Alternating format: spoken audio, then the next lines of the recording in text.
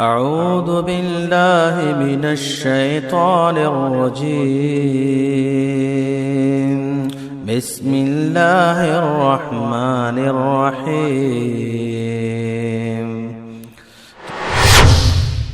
كنتم خير أمة أخرجت للناس تأمرون بالمعروف وتنهون عن المنكر وتؤمنون بالله.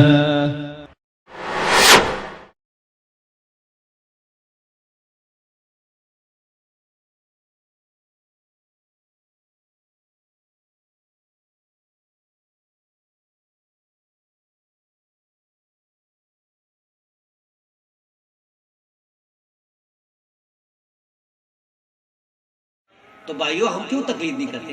یہ تقلید شخصی، کیونکہ اصل بات اختلاف ہی تقلید شخصی کا ہے۔ ان لوگوں کے ساتھ تقلید مطلق کا اختلاف ہے نہیں، تقلید مطلق یہ بھی نہیں مانتے، ہم بھی نہیں مانتے۔ تقلید شخصی کو یہ واجب کہتے ہیں، تو ہم تقلید شخصی کیوں نہیں کرتے؟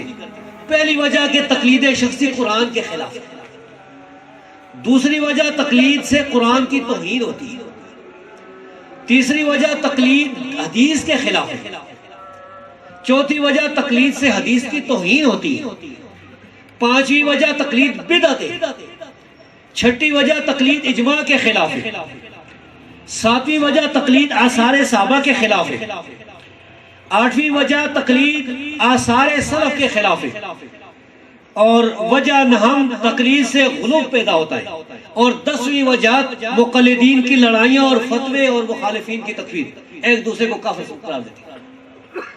یہ جو 10 بنیادی پوائنٹس میں نے آپ کے سامنے رکھے ہیں، ان کے علاوہ اور بھی وجوہات ہو سکتی ہیں۔ بہرحال ان 10 وجوہات یہ جو ہے اختلاف، اس کے دلائل میں آپ کے سامنے بیان کرتا ہوں۔ پہلی دلیل تقلید کے رد کی قرآن کریم سے میں آپ کے سامنے پیش کرتا ہوں۔ یہ قرآن، یہ اللہ کی کتاب ہے جو اللہ نے اپنے آخری نبی محمد رسول اللہ صلی اللہ علیہ وسلم پر نازل فرمائی، اور یہ قیامت تک باقی رہے گی۔ یہ اللہ کا کلام ہے، یہ مخلوق نہیں ہے، اللہ کی صفتوں میں سے اللہ کی صفت ہے، اور سارے مسلمان قرآن کو مانتے ہیں، اللہ کا کلام مانتے ہیں۔ جو نہیں مانتا وہ مسلمان نہیں۔ قرآن کریم میں اللہ تبارک و تعالی سورہ بقرہ میں فرماتے ہیں، قرآن کریم کی یہ سورت ہے سورۃ البقرہ۔ یہ تو خیر حوالے میں پیش کرنے کی ضرورت ہے، کیونکہ قرآن تو آپ لوگوں کو یاد بھی ہوگا، بہرحال یہ بھی اس کو ریکارڈ کر لیں۔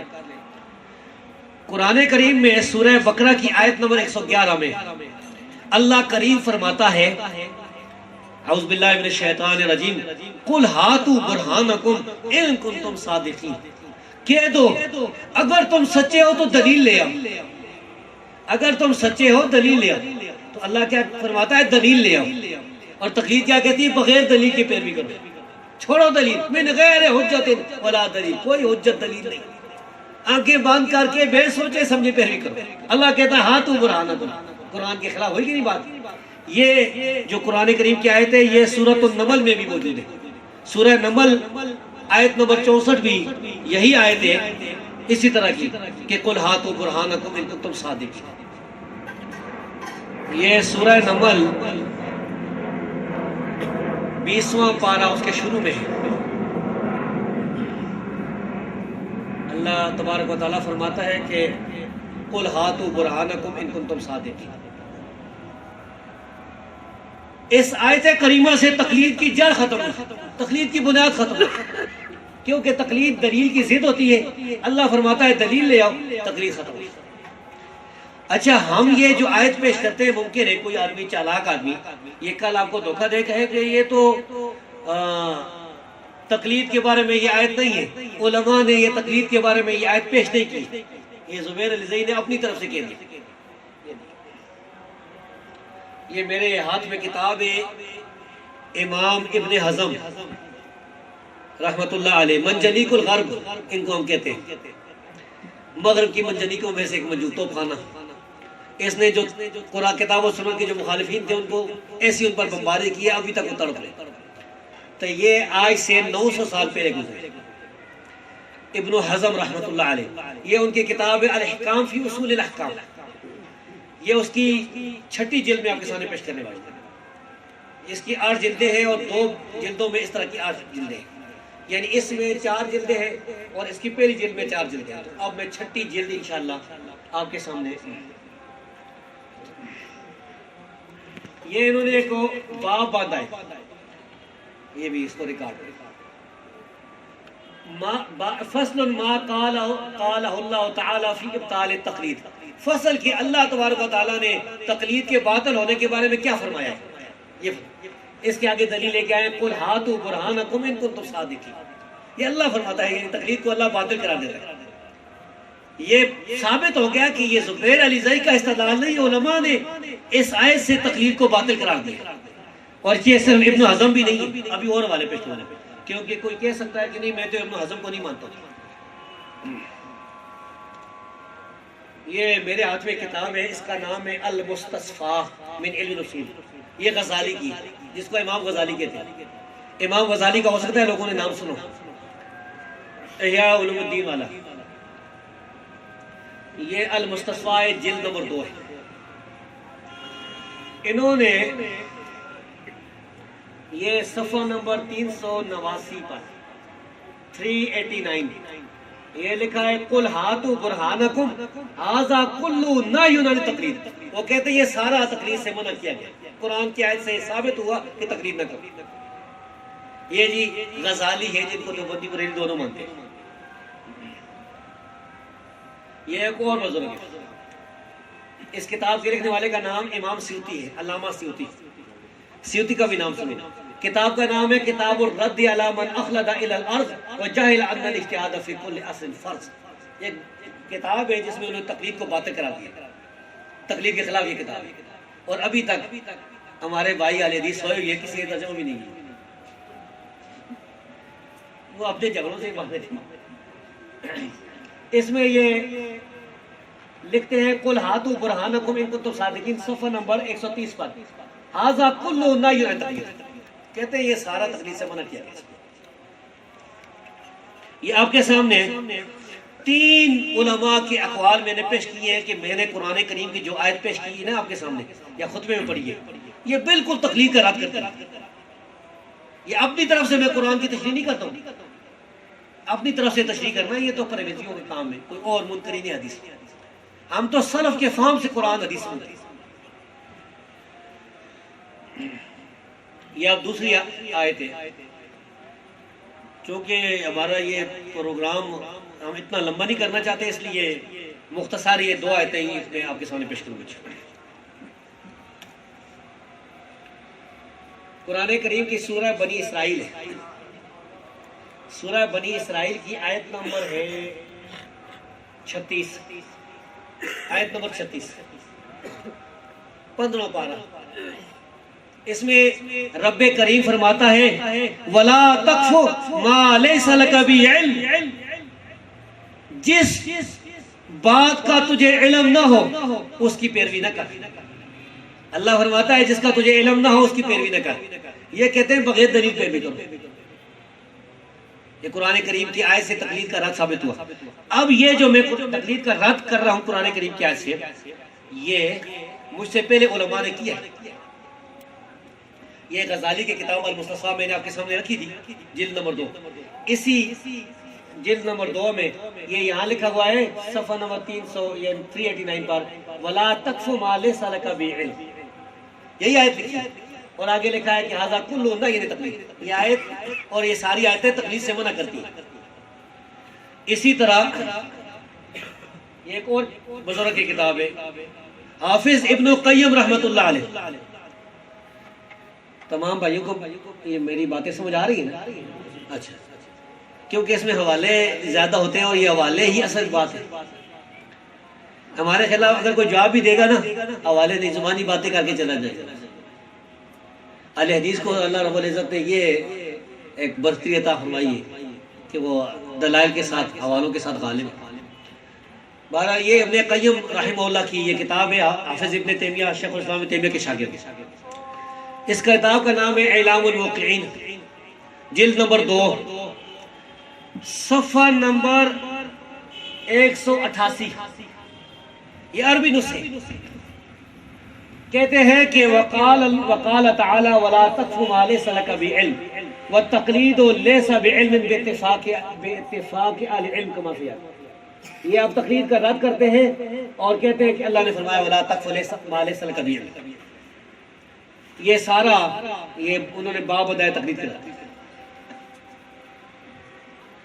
یہ آگے جی پھر علامہ سیوطی دوبارہ یہ کتاب الرد علی من اخلد الی الارض، علامہ سیوطی کی الرد علی من اخلد الی الارض، اس میں انہوں نے تقلید کے رد پر ولا تقف ما لیس لک بعلم یہ آیت پیش کی۔ یہ باب ہے نا، باب فساد تقلید، فساد تو آپ جانتے ہیں تقلید کا فساد یعنی تقلید فاسد ہے، باطل ہے، تو اس میں یہ آیت پیش کی انہوں نے ولا تقف ما لیس لک بعلم، صفحہ نمبر 125 پر۔ اسی طرح آگے بھی پیش کی،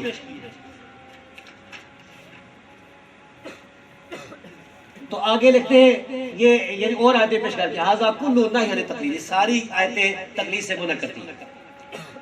اسی سلسلے میں اسی آیت کی تشریح میں ایک اور حوالہ بھی آپ کو بتا دیں، یہ کتاب ہے نور الانوار، فقہ حنفی کی اصول فقہ کی یہ کتاب ہے جو مدرسوں میں پڑھائی جاتی ہے، ملا جیون کی لکھی ہوئی کتاب ہے، ملا جیون کی نور الانوار۔ اس کتاب میں صفحہ نمبر 178 پر یہ لکھتے ہیں وَلَا تَقْفُ مَا لَيْسَ لَكَ بِعِلْمٍ، یہ آیت لے کر کی تشریح کرتے ہیں یعنی لا تتبع، تو اتباع نہ کر ما لا علم لکا، جس کا تیرے پاس علم نہ ہو، جس کا تیرے پاس علم نہ ہو اس کی اتباع نہ کر۔ آپ خود بھائیو غور کرو کہ جب کوئی آدمی بغیر دلیل کے آپ کو بات بتائے گا تو آپ کو علم ہوگا کہ یہ سچ کہہ رہا ہے؟ کوئی علم ہوگا نہیں ہوگا؟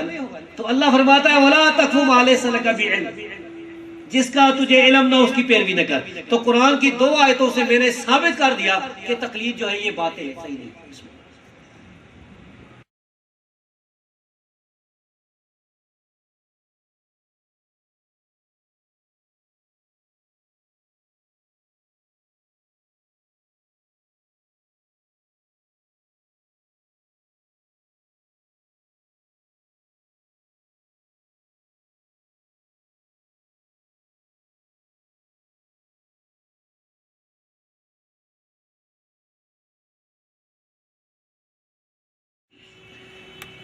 اب تقلید سے قرآن کریم کی دوسری بات جو میں نے عرض کی تھی، قرآن کریم کی توہین ہوتی ہے۔ اب میں کچھ حوالے آپ کے سامنے تقلید کے اور رکھتا ہوں کہ یہ تقلید کرنے والے جو لوگ ہیں یہ تقلید کی وجہ سے کس طرح قرآن کی توہین کرتے ہیں۔ یہ مجھے دے دیں اصول کرخی، کوئی دوسرا دے یہ دوسرا نسخہ دے دیں۔ یہ اصول کرخی ایک چھپا ہوا ہے، یہ ہمارے اہل حدیث میں نے شائع کیا ہے، تو اصل حوالہ میں دوسری کتاب سے پیش کروں گا، اگرچہ یہ فوٹو اسٹیٹ یہ ان کی، لیکن وہ کل اعتراض کر سکتے ہیں کہ یہ دیکھو جی کیوں اہل حدیث بھائیوں نے اس لیے شائع کیا کہ لوگوں کو بتایا کہ دیکھو تمہارے اصول کرخی میں لکھا کیا ہے۔ لیکن اب وہ اصل کتاب جو ہے نا، یہ جو ان کی اہل تقلید کی چھپی ہوئی ہے، اس سے میں حوالہ آپ کے ساتھ اصول کرخی کا۔ کرخی ایک حنفی عالم تھے، وہ کہتے ہیں کہ الاصل، صفحہ نمبر 18 پر اصول نمبر 29، الاصل ان کل آیت تخالف قول اصحابنا فإنها تحمل على النسخ۔ اصل بات یہ کہ قرآن کریم کی ہر آیت جو ہمارے اصحاب کے خلاف ہو یعنی حنفی علماء کے خلاف ہو اس کو منسوخ سمجھیں گے، او علی ترجیح، یا اس کو ہم مرجوع قرار دیں گے، اس پر کسی اور کو ترجیح دیں گے۔ والاولی ان تحمل التعویل من جہت التوفیق، اور بہتر یہ ہے کہ اس کی تعویل کی جائے، اس کا مطلب ہی بتا دیجیے۔ یہ اصول بنا دیا قرآن کریم کو رد کرنے کے لیے، بس کو یا منسوخ سمجھو یا مرجوع سمجھو یا تعویل۔